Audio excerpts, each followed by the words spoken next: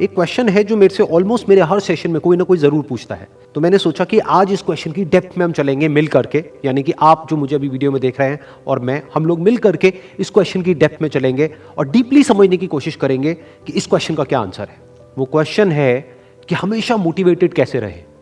तो इससे पहले कि इस क्वेश्चन की हम डेप्थ में चले, मैं आपको बताना चाहूंगा एक ऐसी स्टडी के बारे में जो बहुत ही इंटरेस्टिंग है।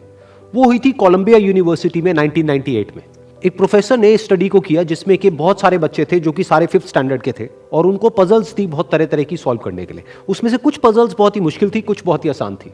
उसके बाद में जब उन बच्चों ने उन पजल्स को सॉल्व किया तो उसके बाद में सभी बच्चों को एक ही बात कही गई कि आपने बहुत अच्छा किया। बस यहां पर एक छोटा सा फर्क था। आधे बच्चों को उन्होंने कहा कि आपने इतना एक्स्ट्राऑर्डिनरी इसलिए परफॉर्म किया क्योंकि आप बहुत ही ज्यादा इंटेलिजेंट हो, और बाकी के जो आधे बच्चे थे उनको कहा गया कि आपने जो इतना एक्स्ट्राऑर्डिनरी परफॉर्म किया उसकी वजह थी आपका हार्ड वर्क। फिर उसके बाद में दोबारा से इन सब बच्चों को कुछ पजल्स दी गई सॉल्व करने के लिए, जिसमें से कुछ बहुत ही आसान थी और कुछ बहुत ही मुश्किल थी। अब यहां पर कुछ बहुत इंटरेस्टिंग निकल करके आया जो किसी ने एक्सपेक्ट भी नहीं किया था। वो बच्चे जिनको कहा गया था कि आप बहुत इंटेलिजेंट हो, बहुत स्मार्ट हो, उनको जब वो पजल्स मिली तो उन्होंने क्या किया, जो मुश्किल पजल्स थी उसको छोड़ दिया, आसान पजल्स के ऊपर काम करना शुरू किया, और उसमें भी कुछ देर बाद ही वो बच्चे बोर हो गए।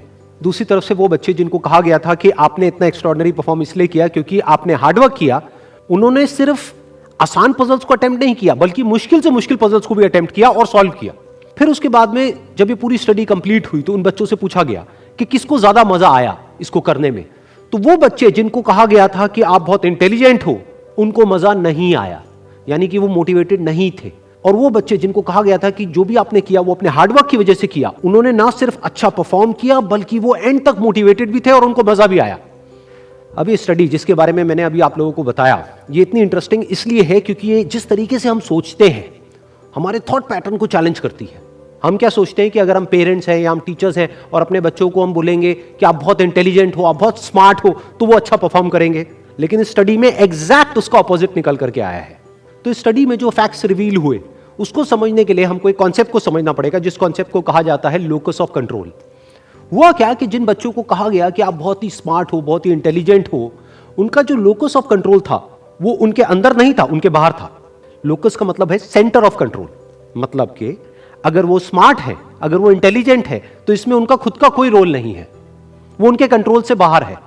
दूसरी तरफ से जिन बच्चों को कहा गया कि जो भी आपने अचीव किया वो अपने हार्डवर्क की वजह से अचीव किया, उनका जो लोकस ऑफ कंट्रोल था वो उनके अंदर था, यानी कि हार्डवर्क पूरी तरह से उनके खुद के हाथ में था कि अब उनके ऊपर है कि वो कितना हार्डवर्क करते हैं। और ये सिर्फ इस स्टडी में निकल करके नहीं आया है, इस तरह की और भी बहुत सारी स्टडीज हुई हैं, बहुत सारी रिसर्चेस हुई हैं जहां पर एग्जैक्ट यही चीज निकल करके आई है कि अगर हम खुद को हमेशा मोटिवेटेड रखना चाहते हैं तो उसका सिर्फ एक तरीका है कि जो कंट्रोल है वो पूरी तरह से हमारे अपने हाथ में होना चाहिए। तो अब समझने की कोशिश करते हैं कि ऐसा क्या होता है कि जो कंट्रोल है वो हमारे हाथ से चला जाता है, और ऐसा क्या होता है जब कंट्रोल हमारे हाथ में आ जाता है। जब भी हम एक्सटर्नल फैक्टर्स की बात करते हैं कि मैं ये नहीं कर पा रहा इस वजह से, उस वजह से, उस वजह से, जो कि मेरे कंट्रोल से बाहर है, तो हमारे हाथ से कंट्रोल चला जाता है।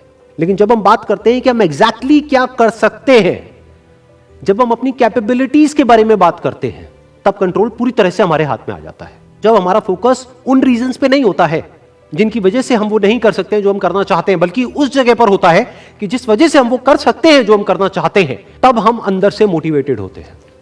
फॉर एग्जाम्पल, आप जिस भी फील्ड में हो, उस फील्ड में कुछ लोग हैं जो टॉप पे बैठे हैं। आपके पास में दो ऑप्शन है। एक, आप बोल सकते हो कि वो लोग, उनके अंदर कुछ स्पेशल है, उनके अंदर कुछ एक्स्ट्राऑर्डिनरी है, उनके अंदर कोई ऐसा टैलेंट है जो आपके अंदर नहीं है, या फिर उनकी किस्मत है जिसकी वजह से वो वहां पर बैठे हैं, या फिर उनके पास में कुछ था, किसी का सपोर्ट था जिस वजह से वो वहां पर है।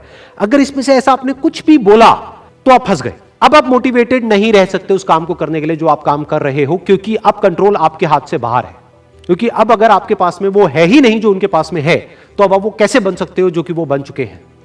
लेकिन अगर आप ये बोलते हो कि जिस भी फील्ड में आप हो, उस फील्ड में जो भी टॉप पे बैठे हैं वो वहां पर है अपने हार्डवर्क की वजह से, अपने स्मार्ट वर्क की वजह से, या जो कुछ भी उन्होंने किया, जो कुछ भी उन्होंने सीखा उसकी वजह से, तो अगर वो कर सकते हैं तो मैं भी कर सकता हूं। उन्होंने भी मेरी ही तरह एक ना एक दिन कहीं ना कहीं से शुरुआत करी थी, जहां से कि आज मैं शुरुआत कर रहा हूं। तो मुझ में और उनमें अगर कोई फर्क है तो वो सिर्फ एक है, वो है टाइम का, कि आने वाले 10 साल बाद या 20 साल बाद मैं भी उन्हीं की जगह पर हो सकता हूं या उनसे भी आगे हो सकता हूं जहां पर आज वो है। तो अब कंट्रोल पूरी तरह से आपके हाथ में है। तो हमारे पास में हमेशा ये दो ऑप्शंस होते हैं, एक कि हम कंट्रोल को अपने हाथ से छोड़ दें और दूसरा कि कंट्रोल हम पूरी तरीके से अपने हाथ में ले लें। एक कि कंट्रोल हमारा बाहर हो, एक है कंट्रोल हमारा अंदर हो। तो इस बात को हमेशा याद रखना कि आपका कंट्रोल कहीं बाहर नहीं होना चाहिए, आपके अपने ही अंदर होना चाहिए। Wish you all the very best. Thank you so much.